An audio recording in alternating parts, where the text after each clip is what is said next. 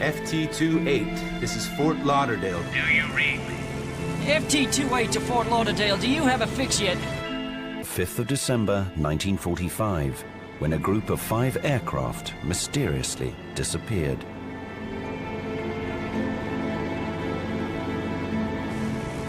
Everything is wrong. Even the ocean looks different. Flight 19 was a routine training mission of 5 Avenger torpedo bombers. The 3-seater Avenger was the US Navy's top ship and submarine killer. It could carry up to 2,000 pounds of ordnance and had a range of 1,000 miles.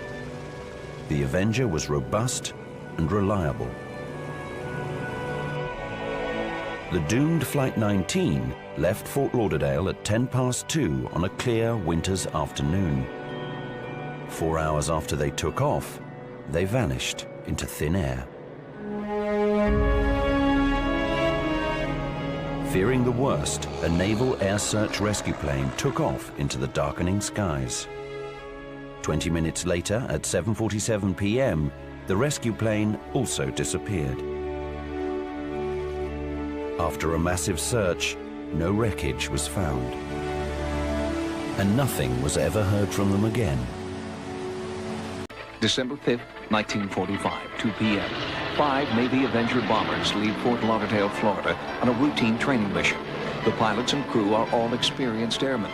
The day is clear and mild. But at 4 p.m., the Avengers begin sending out distress calls. Then, abruptly, the SOS calls stop. The crewmen are never heard from again.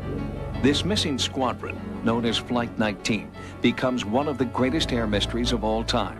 5 planes and 13 airmen vanish in the Bermuda Triangle.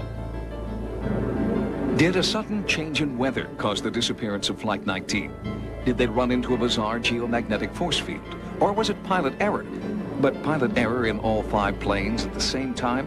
Virtually impossible. Many theories have been proposed since 1945. The planes were abducted by UFOs, sucked into a parallel universe, or even fell victim to death rays from Atlantis. 45 years later, a startling development. In August 1991, a barnacle-encrusted Navy Avenger was recovered from the treacherous Bermuda Triangle. Does this bomber hold clues to the fate of Flight 19? When this Avenger broke the surface of the ocean, it was the most spectacular thing I'd ever seen in my life. It was like bringing a body out of the ocean. The mystery still lingers. We're still working on it today.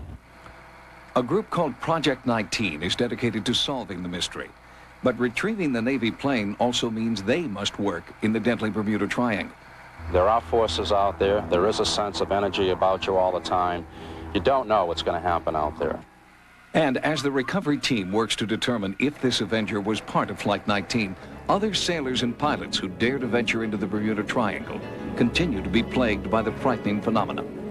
I took the controls of the PBY about 2 hours out of Bermuda, and it really was a beautiful day. As I say, we could not see the wingtips of the It was airplane. like flying in a tube going through this stuff, and it never dawned on me I was in the Bermuda Triangle.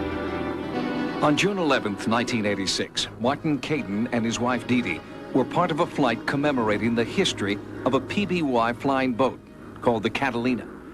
The Cadens are both seasoned pilots with over 50 years of experience between them. On June 11th, Dee Dee was at the controls. Suddenly, all the plane's instruments stopped functioning. The magnetic compass was spinning. It was totally useless. We had nothing from the outside world.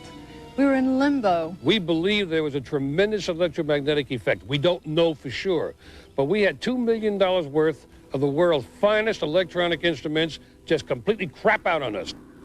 Outside the window of the plane, it looked like you were flying an eggnog. It looked like flying through, like in a lemon meringue pie. You lose all reference to what's right, what's left, what's up, what's down, and many airplanes go into an uncontrolled spin and just come out of the sky and smash into the ocean. It was very sudden when we came out of it. And it was about an hour, maybe an hour and a half out of Jacksonville that it cleared up. And little by little, all the instruments began to come back online. The gyros stopped spinning, the magnetic compass settled down, and all the electronic devices came back in and were working perfectly. Martin and Dee Dee Caden survived because of sheer luck. Perhaps, like the Cadence, Flight 19's instruments failed, but the pilot's luck ran out. If that's true, then what is the source of a force powerful enough to make technology useless? It's hard for science to go out there and document it and dissect it because it doesn't happen all the time.